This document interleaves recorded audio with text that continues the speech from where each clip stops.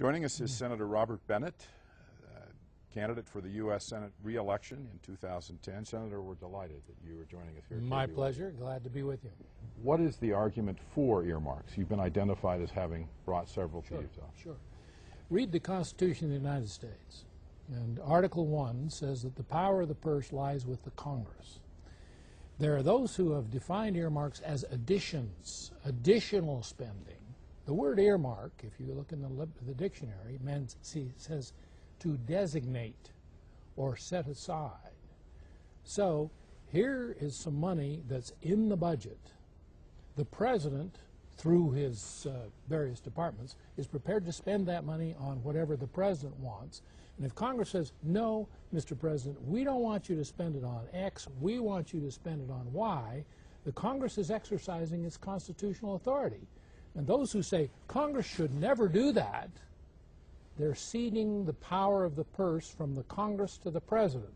And I don't think my constituents want me to give up more congressional power to President Obama. I don't think that's a good idea. In the process of securing the earmarks for Utah, you engage in some horse trading with other members of Congress. Is that not correct? Depends on your definition of horse trading. I will admit that clearly some members of Congress have abused their right to the power of the purse, and the poster child of that is Duke Cunningham, and he's in jail, which is where he belongs for what he did with earmarks. But I will sit down with the members of the Appropriations Committee and say, here's the case for this project. Here's why it's better than the way the president would spend the money, and make the case. Sometimes the case is accepted, sometimes it isn't. Now, as a chairman of one of the subcommittees when the Republicans were in power, as a ranking member of one of the subcommittees now that we're not, yeah, my colleagues come to me and say the same thing for the projects they have. I have never once had the experience of having somebody say to me, we will not let your project go through unless you let our project go through. I know that makes for good Hollywood stuff, but I've never participated in it. I won't say it doesn't go on. I've never done it. What would be the impact for Utah if one of your opponents who says they wouldn't engage in earmarks were elected? What would the contrast be in the future, where you've engaged in earmarks and say you will continue to do so, and they say they wouldn't do that? What would the impact be for Utah? I can't put a specific number on it, but frankly it would be quite significant, particularly in rural Utah, where they get ignored. They get ignored by the BLM, they get ignored by the Forest Service and the Department of Agriculture, and I come along and say, wait a minute, here's something you bureaucrats are unaware of that's very important to my state, and I've made the case to my fellow appropriators that we should designate X amount, and it's usually a very small, but big to the people in rural Utah. But I will give you one very specific example that's been current. If we had not earmarked $211 million for the courthouse in Salt Lake, President Obama would have sent that money to Los Angeles, and it would have been spent on the courthouse in Los Angeles. Now you say, Los Angeles courthouse needs money. I looked into it. The Los Angeles courthouse construction is at least 4 years away. The Utah courthouse construction has been waiting in line for at least 5 years and has been in the planning for 10 years. We start spending the money in Utah now, which we can get in today's construction market a much lower price out of the construction companies.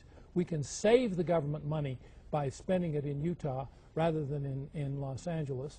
And my Democratic friends on the committee, as they looked at this, said, you're right, this is the smart place to put it. If I hadn't been there making that point, the money would still have been spent.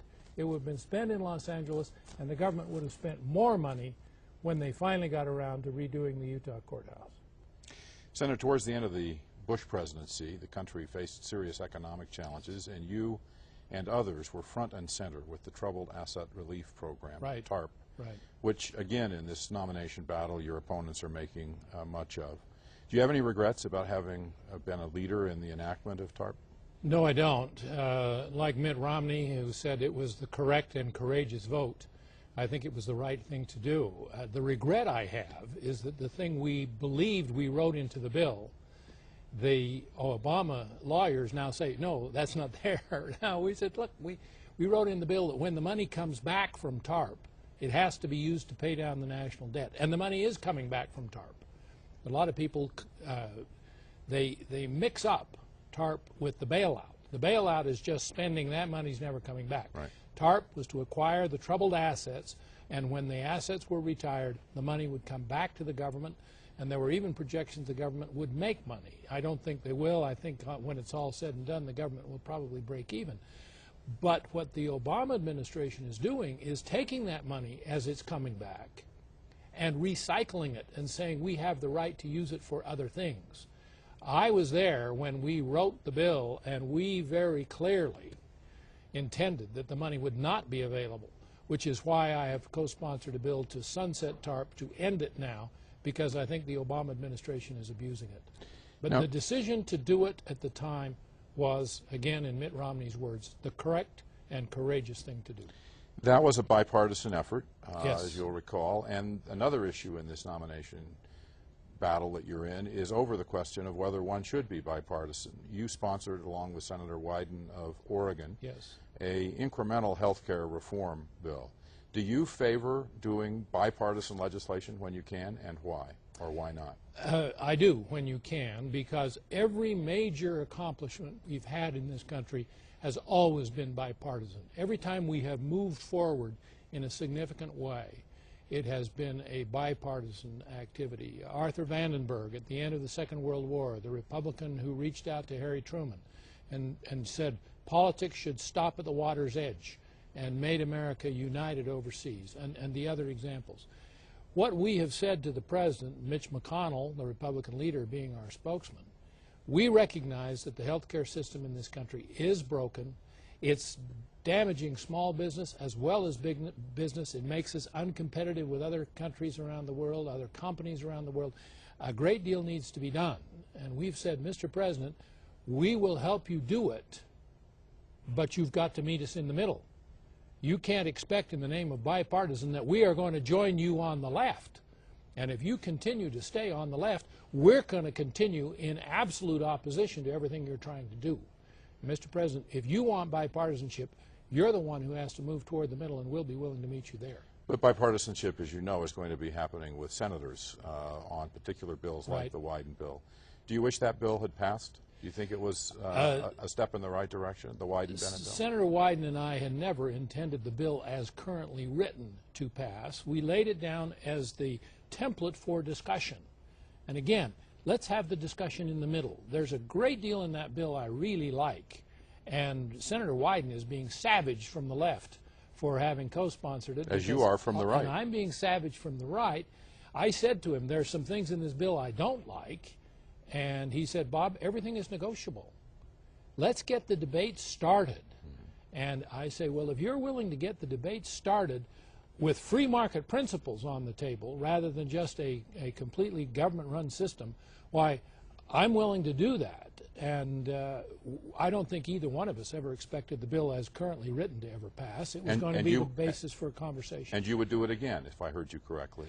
On other issues down the road, if reelected, you would work across the aisle? Yes, but again, working across the aisle does not mean, as I'm being accused of doing, joining the President on the left. That, in my view, is not bipartisanship. One of my colleagues... That's crossing the aisle. Yeah. One of my colleagues from the South said to the Democrats, you know, bipartisanship to you means we do what y'all want. And that's not my definition of bipartisanship. Another theme in this contested nomination battle is constitutional principles, yes. In quotes. Are there constitutional principles that you feel have been violated, and if so, what are they? Well, the one I've talked about, I do think Congress has lost its power, has ceded its power to the President, and ironically, many of the proposals that are being made by some of the people who are attacking me, they don't realize they would further cede power to the President. The Founding Fathers expected the Congress to be the dominant political institution in America, and it's not. The presidency has become the dominant political institution, I think because the President's the commander-in-chief and we have been at war for so long. So I would like to see more power come away from the President and back to the Congress. Now, many of the things that some of my opponents are saying to me come down to an argument about what the Constitution means. Right. And I have said to them, if you want an example of what I believe the Constitution means in a very thoughtful statement, I recommend Rex Lee's devotional address to the Brigham Young University student body on the Constitution and the Restoration. And the kinds of statements he makes about the Constitution in that devotional address are the kinds of things I believe about the Constitution itself. Now let's look to the future. We've talked a lot about some past actions that have become issues in this renomination campaign. Let's look to the future. With respect to Afghanistan, what is your view of what we should be doing, and do you support the President's timetable for conducting that war? I believe the Afghanistan war is a war worth fighting, and I am heartened by the fact that President Obama has basically adopted President Bush's position with respect to Afghanistan. This is one place where President Obama has offended the people on the left and said to them, national security is at issue here, and stability in that part of the world is very important to America's national security and long-term interests.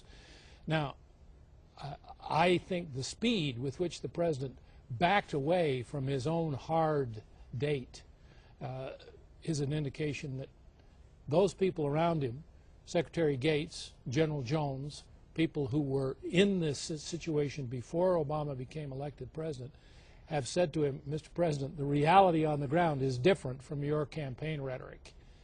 And one of the most, in my view, amusing statements that's come out of this administration is when Vice President Biden said on television, one of the great accomplishments of this administration is our withdrawal from Iraq. He's withdrawing on the Bush timetable. He's proceeding with the Bush plan in Iraq and now saying it's one of the Obama administration's great accomplishments. I find that kind of amusing. Well, then let's shift to Iraq. What do we do there, Senator, going forward? If indeed the Iraqi government can establish itself as a stable, functioning country, unaligned with radical Islam, we will have accomplished something magnificent. It will be comparable, if you will, to South Korea emerging after the Korean War as a Western-oriented free market economy. Didn't happen overnight. And Harry Truman, of course, was vilified for what he did with respect to Korea. But we look back on it and say the emergence of South Korea as a functioning democracy in that part of the world is one of the most significant things that could have happened, and that's why historians are now revising their opinion of Harry Truman. But what Iraq if not? isn't there what yet. If not? What if it doesn't turn out so well? Should we then withdraw? Let's see the basis on which it turns out. That's a hypothetical question. We are doing a whole lot better than Bush's critics ever thought we could, so let's not hypothetically say, well, it will still break down. It still could, but let's look at the conditions of when it does before we try to make any decisions as to what we should be doing. One final question.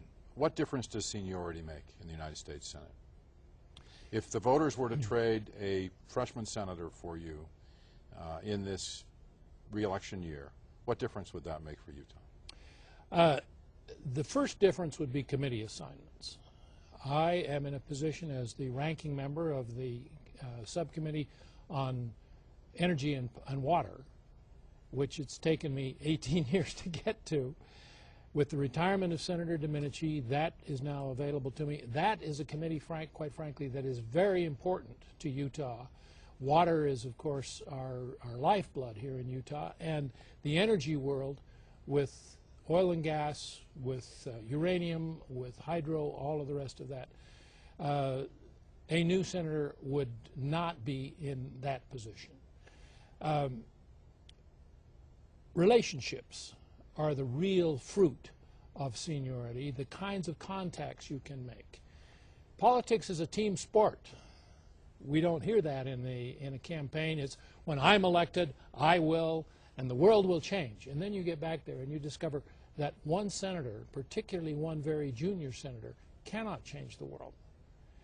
That's one of the reasons, quite frankly, that Senator Obama decided to run for president because he looked, he says, it's going to be a long time before I have any real influence around here.